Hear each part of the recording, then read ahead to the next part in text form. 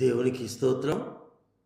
నేటి యొక్క ఉదయకాల వాక్య సందేశం వింటున్నటువంటి ప్రియమైన దేవుని బిడ్డారా, మీకందరికీ మన ప్రభువు రక్షకుడైన యేసు క్రీస్తు నామం పేరిట నా యొక్క వందనములు తెలియజేస్తుంటున్నాను. ప్రియమైనటువంటి దేవుని బిడ్డారా, నేటి యొక్క ఉదయకాల వాక్య సందేశాన్ని మనం చదువుకుందాం. మార్కు సువార్త 9వ అధ్యాయంలో నుండి 49వ వాక్యం. ప్రతి వానికి ఉప్పు సారము అగ్ని వలన కలుగును. ప్రియమైనటువంటి దేవుని బిడ్డారా, ఈ యొక్క ఉదయకాల సమయంలో పరిశుద్ధాత్మ దేవుడు తన మాటని, తన వాక్యమును ఉప్పు సారముతో పోల్చి తెలియజేస్తుంటున్నారండి. ఎవరి హృదయము పాపము చేత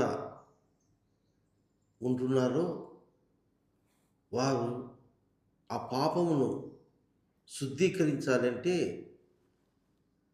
ఈ ఉప్పు సారం అనేది, ఈ వాక్యము, దేవుని మాట అనేది అగ్నితో పోల్చి చెప్తుంటున్నారండి.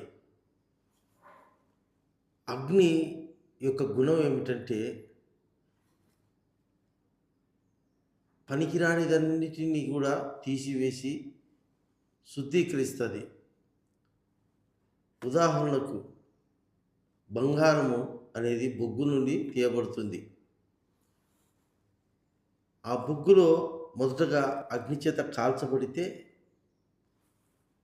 ఆ కాల్చబడినటువంటి, ఆ పరీక్షింపబడినటువంటి అగ్ని చేత ఆ బొగ్గులో ఉన్నటువంటి ఆ నల్లతనము అంత తొలగిపోయి బంగారు, శుద్ధమైన బంగారు పక్కకు వస్తుందండి.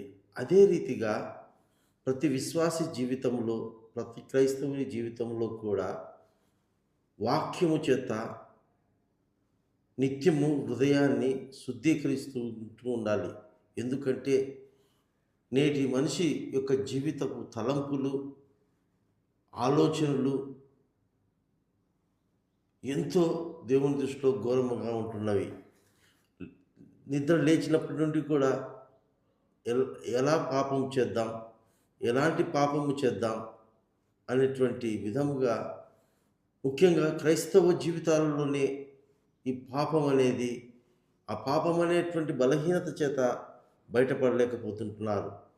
దానికి కారణం వాక్యమును తమ హృదయంలో ఉంచుకోకపోవడం ద్వారానే.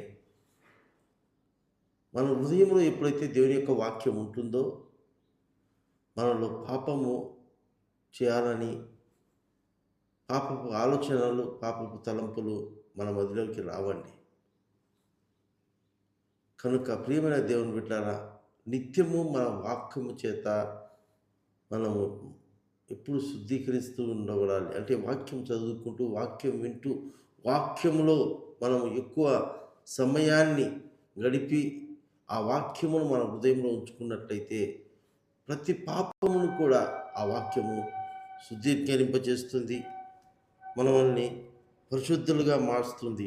అందుకే దేవుని యొక్క వాక్యము అగ్ని వంటిది కాదా అని పరిశుద్ధాత్మ దేవుడు వాక్యం ద్వారా తెలియజేస్తుంటున్నాడు.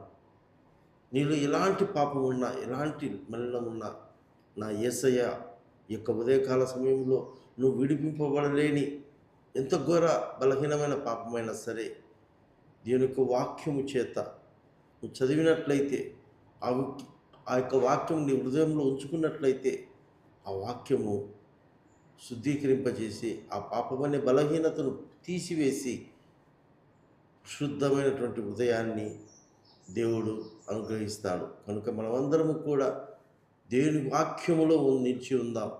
దేవుని వాక్య ప్రకారంగా మన హృదయంలో ఉంచుకొని ఆ ప్రకారంగా జీవించుటకు పరిశుద్ధాత్మ దేవుడు మనందరికీ సహాయం చేయనుగాక. ఆమేన్.